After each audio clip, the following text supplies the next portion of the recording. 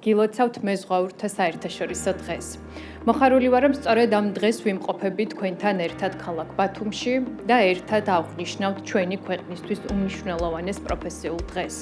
საქართველოს განსაკუთრებულ ისტორიულ მომენტს გადის, როდესაც სახელმწიფოს ერთ-ერთ ძირითად ინტერესად გამოცხადებულია ქვეყნის ეკონომიკური განვითარება.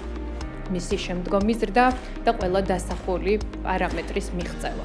და საქართველოს მთავრობა პრემიერ-მინისტრის ხელმძღვანელობით სრულ ძალისხმევას დებს ეკონომიკის თითოეული დარგისა და მიმართულების წინსვლაში. როგორც მოგეხსენებათ, საქართველო წარმოადგენს შუა დერეფნის მნიშვნელოვან რგოლს და ისე დარგებს, როგორიც არის ტრანსპორტი, ლოგისტიკა, ტრანზიტი და გადაზიდვები წამყვანი როლი აკისრია ქვეყნის განვითარების საქმეში.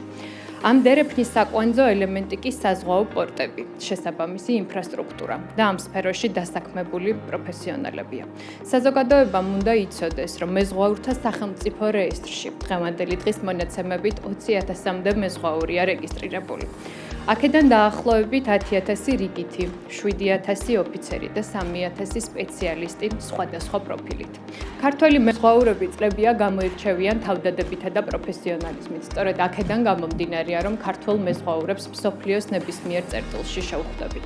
ბათუმსა და ფოთში ჩვენ გვაქვს ორი უმაღლესი საზღვაო და რამდენიმე კერძო პროფესიული სასწავლებელი. მეზღვაურის პროფესიას ყოველწლიურად 2,000-მდე სტუდენტი ეუფლება. ამ ადამიანების ცოდნა და გამოცდილება ჩვენი ქვეყნის მომავალი და საზღვაო საქმის შემდგომი განვითარების საფუძველია. საქართველოს 4 ნავსადგურს უახლოეს მომავალში შეემატება მეხუთე, ანაკლიის ხმაწლოვანი ნავსადგური, რომელსაც უმნიშვნელოვანესი როლი ექნება ჩვენი ქვეყნის მდგრად ეკონომიკურ განვითარებაში და ის ასევე გააძლიერებს ჩვენი ქვეყნის ტრანზიტულ ლოჯისტიკურ პოტენციალს. რაც მთავარია, თითოეულ მოქმედ თუ მომავალ მეზღვაურს უნდა ახსოვდეს, რომ მათი საქმე და საქმიანობით დაგროვებული ის ცოდნა და გამოცდილება ჩვენ აუცილებლად მომავალში უნდა გაუზიაროთ ჩვენ დებსა და ძმებს აფხაზეთში.